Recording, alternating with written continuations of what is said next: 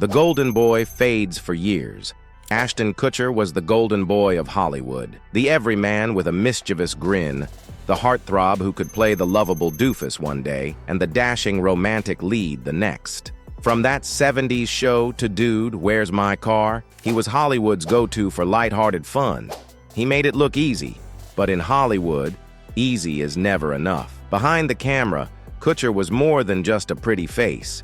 He was a savvy investor, a family man, a self-styled tech guru, a brand in motion, always hustling, always evolving. But as the years rolled on, the charm that once carried him began to wear thin, and in an industry that feeds on reinvention, Kutcher's golden boy image started to feel stale. The Masterson scandal, friendship on trial. Then came the scandal that would expose the cracks, not in Ashton's talent, but in his judgment.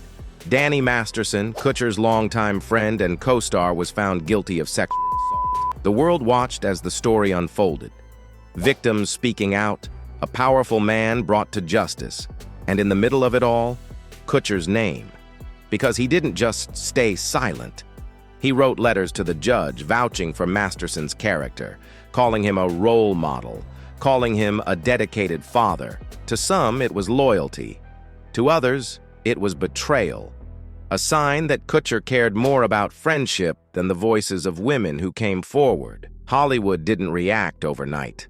It never does. But the whispers grew louder. Could Kutcher's image survive the company he kept? The apology that missed the mark. As backlash mounted, Kutcher and his wife, Mila Kunis, took to Instagram. A carefully scripted apology video, measured, cautious, framed to look like an earnest confession. They said they didn't intend to undermine the victims. They said they were sorry, but the internet wasn't buying it. The tone was wrong. The delivery felt rehearsed, more damage control than genuine remorse. A performance, but this time, the audience didn't clap. In a culture that demands accountability, Kutcher's apology didn't just fall flat, it boomeranged. Hollywood's PR wizards called it the blueprint for what not to do. It was a reminder. In the digital age, you can't script sincerity, the cracks in the brand. But here's the thing. The Masterson letters weren't an isolated stumble. They were a crack in a foundation that had been showing signs for years. Kutcher's humor was once seen as edgy. But in a world that's moved on from cheap laughs, his jokes started to feel dated, insensitive, tone-deaf. He built his name on Punk'd, a show that made stars squirm for the camera. But some of those pranks, especially with younger celebrities, aged like milk. In the Me Too era, Kutcher's past interviews raised eyebrows. Comments about workplace relationships, jokes about dating younger women, all relics of a time Hollywood wants to leave behind. When the Masterson scandal broke, it wasn't just about one bad call. It was about a pattern, a sense that Kutcher hadn't grown with the industry he claimed to love. Hollywood's quiet breakup. Hollywood doesn't cancel you outright. Not with a headline, not with a press conference. It does it in the shadows, with roles that stop coming, with projects that stall out, with phone calls that used to buzz at midnight, and now never come at all. For Kutcher, the slowdown was almost invisible, until it wasn't. Fewer roles, fewer red carpets, fewer reasons to call him the next big thing. In an industry built on momentum, Kutcher's name stopped moving the needle. He was no longer the star. He was the past. The new rules of reputation. This is Hollywood 2025, where your reputation is your resume, and the internet never forgets. It doesn't matter how charming you were in 2005. If you're out of step with the times, you're out of the spotlight. Kutcher built a career on being the funny guy, the safe bet, the friend everyone wanted to have a beer with.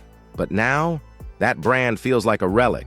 And in an era where accountability isn't a suggestion, it's a survival tactic. Kutcher's silence, his carefully managed image, and his aw-shucks charm just aren't enough. Act 7, the slow disappearance. Here's the thing about Hollywood breakups. They're not always loud. Sometimes they're a quiet fade, a slow erosion of relevance.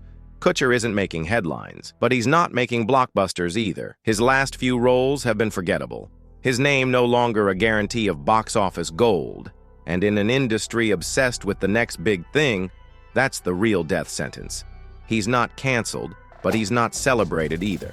Not the villain, but no longer the hero, just there, lingering in the middle, a cautionary tale about loyalty and about the price of not evolving. The final scene. So where does this leave Ashton Kutcher? A man once on top of the world, now stuck in Hollywood's waiting room, waiting for a second chance, or for the door to close for good. Maybe he'll find a way to win back the trust.